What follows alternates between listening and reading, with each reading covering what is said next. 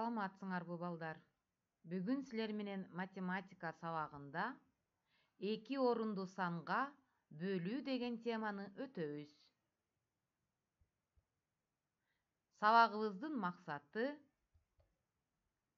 көп орунду санды 2 орунду санга мамыча түрүндө бөлүү жөнүндө маалымат алабыз.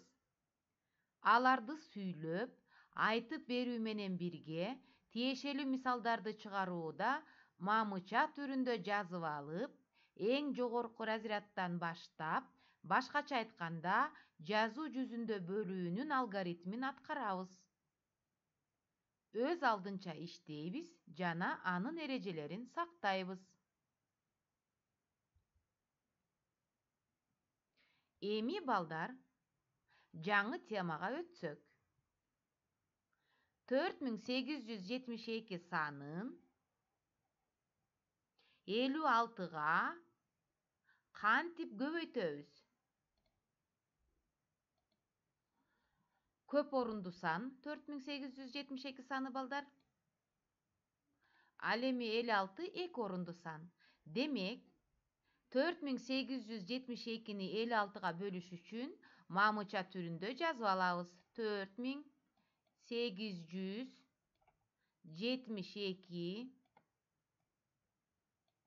бөлөбүз 56-га. Эми балдар, силер билесиңер, бөлүү амалы эң жогорку разрядтан башталып бөлүнөт. Биз азыр 4872 санынын эң жогорку разрядына көңүл бурабыз. Туура, бул жерде эң жогорку разряд 4000дик. Эми балдар, 4000дик, мынабул тийиндиде миңдик чыкчуудай кылып, 4000дикти 56-га бөлө албайбыз. Анан 4000дик жанындагы 8-ди өзүнүн жанына алат. Ошондо 48 жүздүк пайда болот бул жерде. 48 жүздүк 56-га бөлүнбөйт. Дагы 7-ни кошот. Ошондо 487 ондук пайда болот. Демек, 487 ондукту мынтип үстүнөн акырын бөлүп алабыз. Биз көнгөнчөктү. 487 балдар. 487 ондук бул жерде. 487 ондук 56-га бөлүнөт. Анткени 487 56-дан чоң. Башкача айтканда 487 56-га жетет. Бөлгөнгө жетет. Демек, биз ушул учурда тийиндиде 2 орунду сан пайда болоорун билдик. Себеби бул жерде 487 ондук менен бөлүп атабыз. А ондук деген бул 2 орунду сан балдар. Демек, тийиндиде 2 орунду сан келип чыгаарын билдик ушул жерден. Эми, тийиндиге кайсы санды берем деп ойлонушуң мүмкүн. Ошол учурда мынабул 56-ны тегерек ондукка оюбузда тегерек ондукка айландырып алабыз. Демек, 56 кайсы тегерек ондукка жакын? Демек, 60-ка жакын. Азаматсыңар. Демек, 56-ны 60 деп элестетесиң дагы, анан могул жерге тийиндиге бир санды беришиң керек. Ошол санды 60-ка көбөйткөндө 487-ден ашып кетпеген сан болуш керек. Эгерде мен тийиндиге 6-дан берсем деп ойлоносуңар. Демек, 6 жерде 6 36 болуп калат да, ал жетпей калат экен. Демек, менин тийиндиге 6-дан бергеним туура эмес болуп калды балдар. Анда мен кайра ойлоном. Биягым 60 деп элестетсем, анда мен тийиндиге 8-ден берет экем да. Эгерде 8 жерде 6 48 болуп, 480 болуп, 487-ден ашып кетпейт экен деп туруп, демек тийиндиге 8-ден бересиңер. Эми, ушул берген тийиндидеги 8-ди 56-нын ар бири разряды менен көбөйтүп чыгасыңар. Демек, көбөйтүү бирликтен башталат. 8-ди 6-га көбөйтсөңөр 48. 48 бул 7-нин астына жазылат. 8-и. 4-ү көңүлдө. 8 жерде 5 40, анан 4 көңүл менен 44. 44 мынакей балдар. Demek emi 487'den 448'i gemitebиz. 7'den 8 gemitilbeyt, bürönü surayız. Oşonda 17 olot. 17'den 8'i gemitsek 9. Bul jerde 7 kalgan. 7'den 4'ü gemitsek 3. Al emi 4'ten 4'ü gemitsek 0. 0'dü жазбайбыз балдар. Demek 39. 10'duk gelip çıktı bul jerde. 39 10'duk 56'ga bölünbeyt. Oşol üçün mınal 2'ni düşüröbüz. Bul jerde 392 gelip çıktı. Emi baldar 392'ni 56'ga bölöbüz. 392'ni 56'ga bölüş üçün mınal tiyindige bir san berişin gerek. Oşondo sen mınday oylonuşun gerek. Egerde men tiyindige bir san bergende, oşol sandı 6 menen göötkөндө аяғы 2 menen бүткөн san келип чыгыш керек. Анда мен тийиндиги кайсы санды берем? Демек сен ушул жерден 6'нын жадыбалын жатка билишиң керек. 6'ны кайсыл санга көбөйтсө аяғы 2 menen бүткөн сан келип чыгат. Туура. Демек тийиндиге 7'ni берем мен. Себеби 7'ni 6 menen көбөткөндө 42 келип чыгат. Демек 42'nin 2'sini жазам. 4'ü көңүлдө. 7 жерде 5 35, 35'ке 4 көңүлдү кошсоң 39. Demek 392 gelip çıktı mı balдар? Gelip çıktı. Demek balдар karagıla 392'den 392'ye emitkende 0. Demek moğol jeri ayağı en ayak kırkısı 0 menen bütüş gerek. Егерде moğol жерде bir san пайда болуп kalsa kaldık. Анда тийиндин туура эмес болуп калышы мүмкүн. Эми балдар ушул жерден дагы бир түшүнүк берип кетейин. Силер мынакей 487 10'дук менен бөлүп атасыңар. Бул 487 балдар биринчи толук эмес бөлүнүүчү деп аталат. Ал эми мынал 392 балдар бул экинчи толук эмес бөлүнүүчү деп аталат. Демек 4872 менен 56'нын тийиндиси 87 gelip çıktı. Силер муну текшерүү жолу менен дагы аткарып койсоңор болот. Демек келип чыккан тийиндини 56'га көбөйткөндө мынал сан келип чыгыш керек.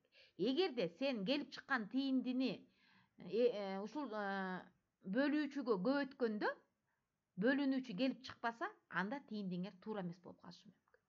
Келгиле дагы бир эсеп чыгарып көрөлүм. 561'di 561'di 17'ge bölölük.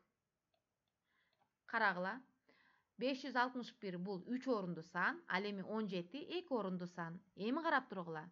Силер билесиңер, бөлүү амалы эң жогорку разрядтан башталат.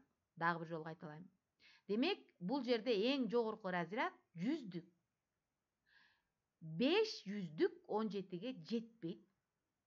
Ошондо жанындагы 6'ны кошуп бересиң, ошондо 56 10'дук. 56 10'дук 17'ge жетет. Эми балдар, ушул жерден эмне кылабыз? 17'ni тегерек 10'дукка айландырып алабыз. Ал мунал биздин оюбузда болуш керек. Демек 17'ni тегерек 10'дукка айландырсак 20'га жакын, 20 деп алсак, пример, мисалы. Тийиндиге bir сан беребиз. Ошол 20'ны тийиндиге бере турган саның менен көбөйткөндө 56'дан ашып кетпеген сан келип чыгыш керек. Анда тийиндиге канчадан берсем?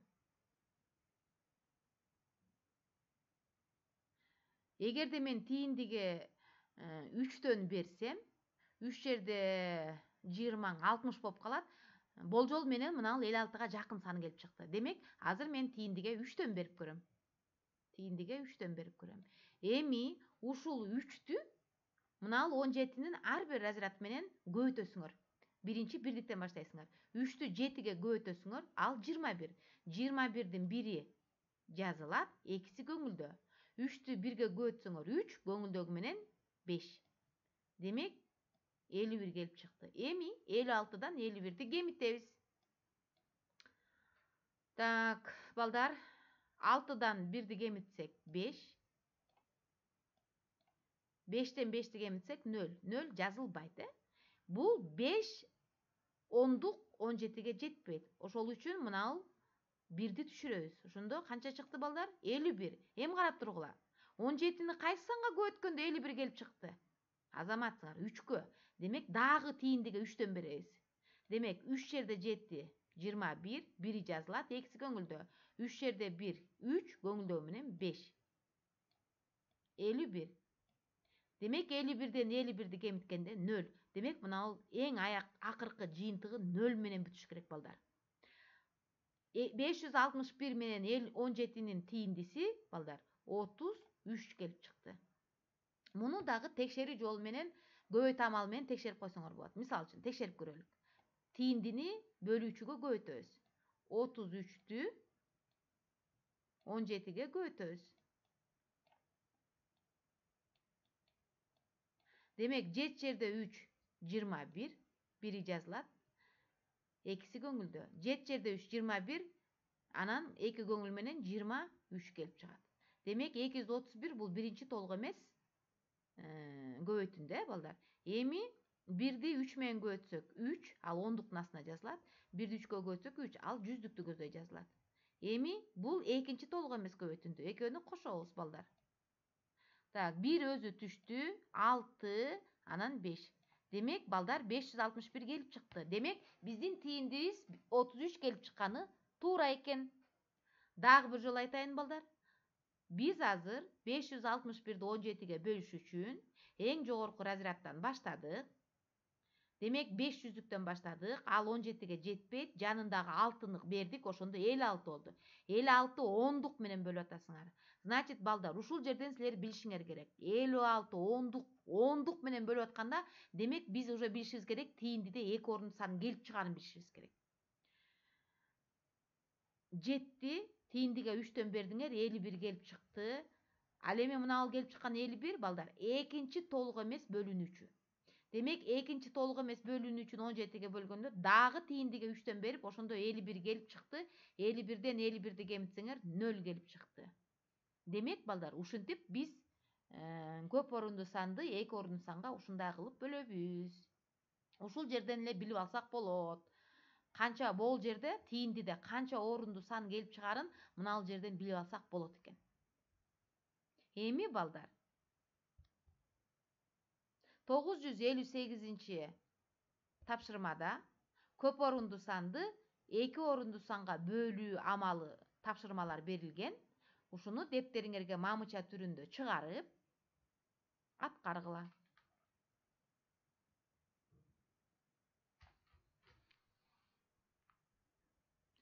Эми, балдар, 959-cu тапшырмада берилген мисалдарды дептериңерге мамыча түрүндө жазып аткаргыла.